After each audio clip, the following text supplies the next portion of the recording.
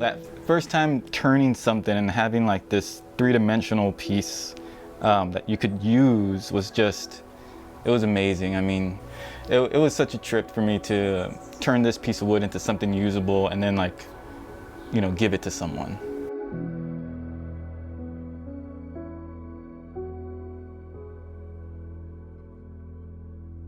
I was born and raised here in the Rio Grande Valley, right at the bottom of Texas.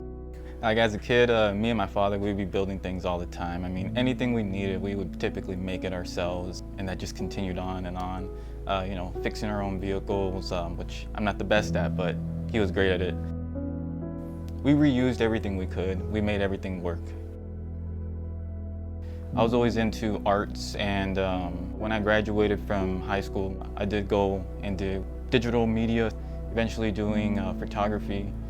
And when I was out photographing nature, it kind of led me to really appreciating nature a lot more, and eventually started wanting to make things out of nature.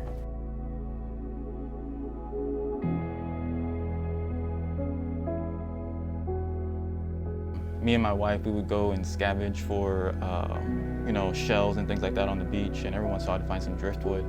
I would bring it back home and I'd want to do something out of this, you know, chunk of wood. And I really didn't have the materials to flatten it down, mill it down into things. That kind of turned into seeing what I can make out of a solid piece, turning into, you know, wood turning.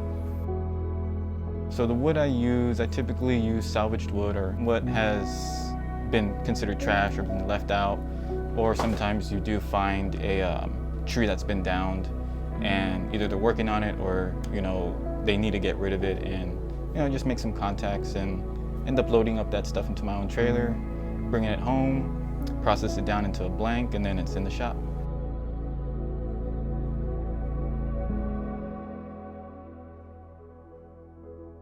When it comes to using the salvage wood, I prefer using that instead of going and actually buying wood, just because it's the fact that it was destined for like the burn pile or for the dump.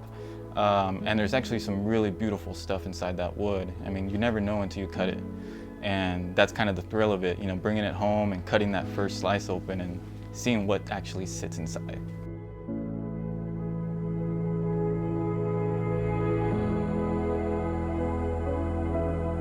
You know, I definitely took some time to find my passion. I went through different careers, spent a lot of time learning different arts, and when I came across this, it really did trigger just a different feeling for me, where I knew this was something I wanted to do. I didn't want to do anything else.